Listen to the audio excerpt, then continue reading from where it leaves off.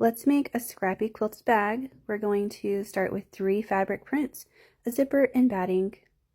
Measurements will be on the screen for the pieces.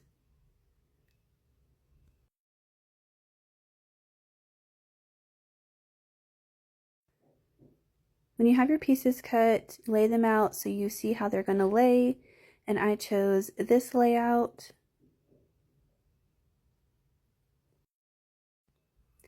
I'm first going to sew pieces 2 and 3 together. That's going to be our top half of the front panel. I'm using a 1/4 inch seam allowance.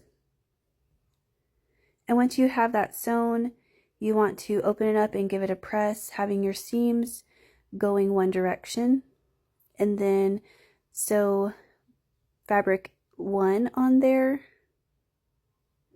and then give it another press. Do that for both panels and then square them up. So the finished size will be 10 by 11, and I mirrored these so when my bag is together, they're going to mirror each other.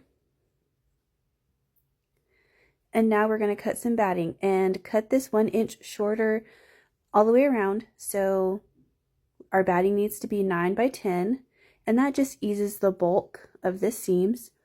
Mark your quilting lines, and I did 2 inches apart, but you can quilt it however you'd like. Place some pins to hold the batting.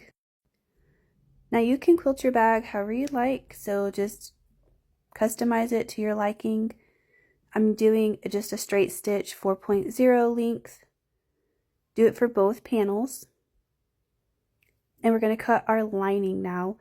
And our lining is going to be the same size as our panels, which is 10 by 11. So your panel face up, zipper face down, and clip in place. Then grab a lining piece and we're going to put that face down and then clip that on as well. So we're just making a little sandwich. Now I'm going to switch to my zipper foot. It just helps installing the zipper so much easier. And you're just going to sew your zipper in with a 2.5 or 3.0 stitch length. And once you have that sewn in, open it up and press with an iron on the top to make it lay flat, and we're going to top stitch that. Top stitching at the zipper just helps it give it a finished flat look. So place your panel face down, pretty side to pretty side, clip that in place, turn it over, and then put your lining piece pretty side to pretty side on your lining and clip that in. And we're just going to sew our zipper in again. You'll want to give it another press and top stitch that zipper.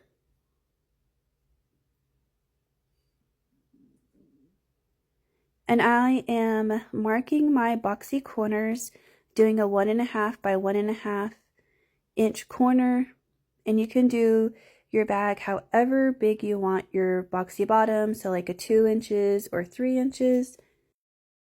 And you'll want to cut that out with the lining included on all 4 corners.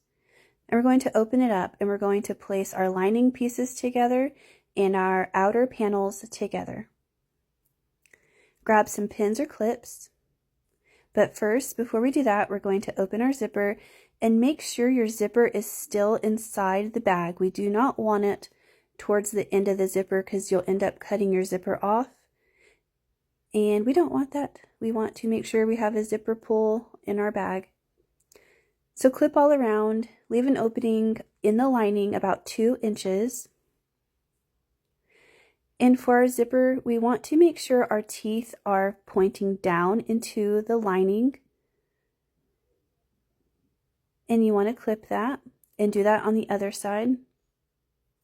Switch your foot back to the standard presser foot and 1/2 inch seam allowance on all sides. You don't have to sew around those corners we cut out. Cut your excess zipper. And now we're going to work on our corners. So make sure your seam allowances are pointing in the opposite directions just for the ease of the bulk. Do that for all 4 corners and 1/2 inch seam allowance back stitching at the beginning and the end.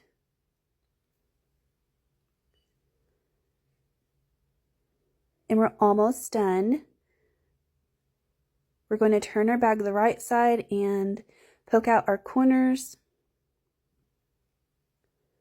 situate our lining, and we're going to sew the opening closed real quick.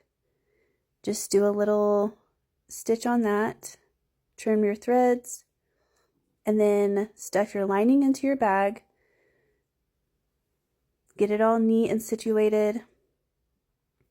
And these are so fun just to customize. You could do a nursery print and gift it for a baby shower or for a teacher. You can just choose any fun prints to do with this bag, and they are great for just anything.